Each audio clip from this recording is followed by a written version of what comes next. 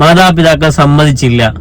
കുട്ടി പോയി ആത്മഹത്യ. യൂണിഫോം പെണ്ണിനും ആണിനും ഒരുപോലെയാക്കണം, തുല്യത വേണം, ആണും പെൺ ഘോരഘോരം സംസാരിച്ച ആ തുല്യത എന്തുകൊണ്ട് ഈ ടൂറിൽ നിങ്ങൾക്ക് സംഘടിപ്പിച്ചുകൂടാ? ആണും പെണ്ണും മാത്രം സമമായാൽ മതിയോ? പാവപ്പെട്ടവനും പണമുള്ളവനും സമമാവണ്ടേ? അല്ലെങ്കിൽ ഗവൺമെന്റ് കൊണ്ടുപോകണം?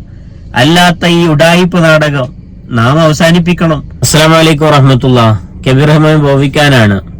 കഴിഞ്ഞ ദിവസം നാമൊക്കെ വാർത്ത കണ്ടോന്നറിയില്ല, ചാനലുകളിലും വാട്സപ്പിലൊക്കെ വന്ന വാർത്തയാണ്.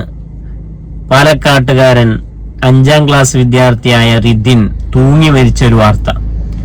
കാരണം മറ്റൊന്നായിരുന്നില്ല, സ്കൂളിൽ ടൂറ് പോകുന്നുണ്ട്.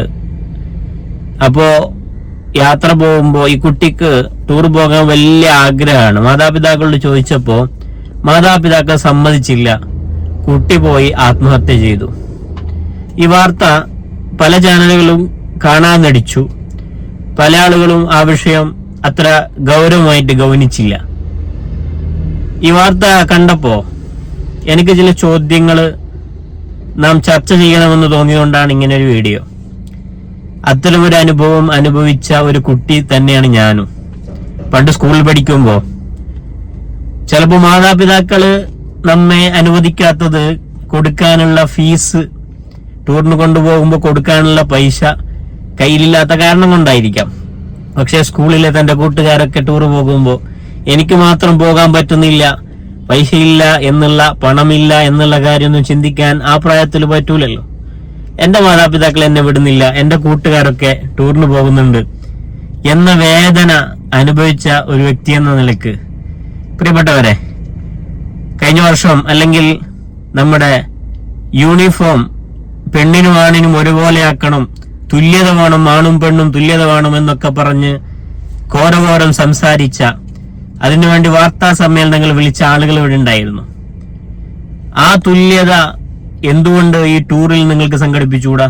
ഒന്നുകിൽ ടൂർ എന്ന നാടകം ഇന്ന് അവസാനിപ്പിക്കണം സ്കൂളുകളിൽ, അല്ലെങ്കിൽ പാവപ്പെട്ടവനും ആ ടൂറിൽ പോവാൻ പറ്റണം. ആ രീതിയിൽ എന്തുകൊണ്ട് സംവിധാനിച്ചുകൂടാ? ആണും പെണ്ണും മാത്രം സമമായാൽ മതിയോ? പാവപ്പെട്ടവനും പണമുള്ളവനും സമമാവണ്ടേ? ആ വിഷയത്തിൽ സംസാരിക്കാൻ ആരുമില്ലല്ലോ പ്രിയപ്പെട്ടവരെ. ഇത് കണ്ടപ്പോ ഒന്ന് ചോദിക്കണമെന്ന് തന്നെ കരുതിയിട്ടാണ് ഈ വീഡിയോ ചെയ്യുന്നത്. ഞാൻ പറയുന്നതിൽ ന്യായമില്ലെങ്കിൽ നിങ്ങൾക്ക് കമന്റ് ചെയ്യാം.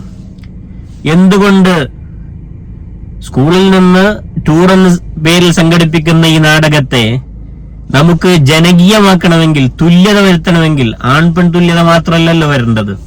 പാവപ്പെട്ടവനും പണക്കാരനും ഒരുപോലെ, പിഞ്ചുകുട്ടികൾക്ക് എന്ത് പാവപ്പെട്ടവൻ, പിഞ്ചുകുട്ടികൾക്ക് എന്ത് പണക്കാരൻ, അവർക്ക് സന്തോഷത്തോടുകൂടെ ഒന്നിച്ച് കൂട്ടുകാരൊക്കെ ടൂർ പോകുമ്പോ എനിക്ക് പോകണമെന്ന് ആഗ്രഹം ഉണ്ടാവുമല്ലോ.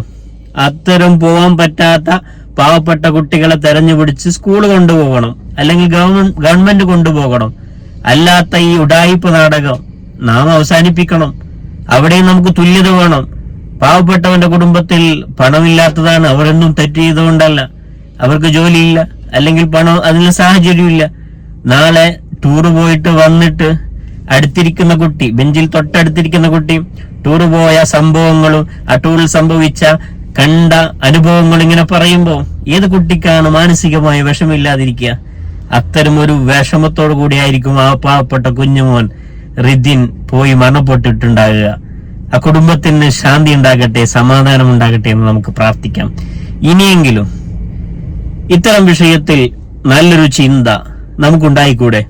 PTA കമ്മിറ്റികൾ ഇത്തരം വിഷയങ്ങൾ ഇടപെട്ടുകൂടെ? നമുക്ക് നല്ലൊരു മാറ്റം ഉണ്ടാക്കാൻ ഈ മേഖലയിൽ സാധിക്കണം.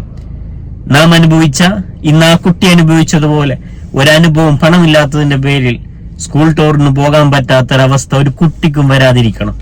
അതിനുവേണ്ടി പ്രവർത്തിക്കണം. ആൺപെൺ തുല്യതയ്ക്ക് വേണ്ടി മാത്രം സംസാരിച്ചാൽ പോരാ, ഒരുപോലെ യൂണിഫോം വേണമെന്ന് മാത്രം സംസാരിച്ചാൽ പോരാ. തുല്യത വരുമ്പോ പാവപ്പെട്ടവനും പണക്കാരനും എല്ലാം തുല്യത വരട്ടെ, എല്ലാ ആളുകളും സന്തോഷിച്ച് ടൂർ പോകട്ടെ. അല്ലാത്ത ഈ വൈകൃതം നമുക്ക് ഇല്ലായ്മ ചെയ്യണം എന്ന് മാത്രമേ അവസരത്തിൽ ഓർമ്മപ്പെടുത്താനുള്ളൂ. നിങ്ങൾക്ക് ഈ വിഷയത്തിൽ എന്നെ അനുകൂലിക്കാം, പ്രതികൂലിക്കാം. തീർച്ചയായിട്ടും കമന്റിൽ കാണുമെന്ന് പ്രതീക്ഷിച്ചുകൊണ്ട് ആ കുടുംബത്തിന് സമാധാനം ഉണ്ടാകട്ടെ എന്ന് പ്രാർത്ഥിച്ച്, ഇനി അങ്ങനെ ഒരു വാർത്ത ഒരു സ്ഥലത്തുനിന്നും കേൾക്കാതിരിക്കട്ടെ എന്ന് പ്രാർത്ഥിച്ച് അവസാനിപ്പിക്കുന്നു.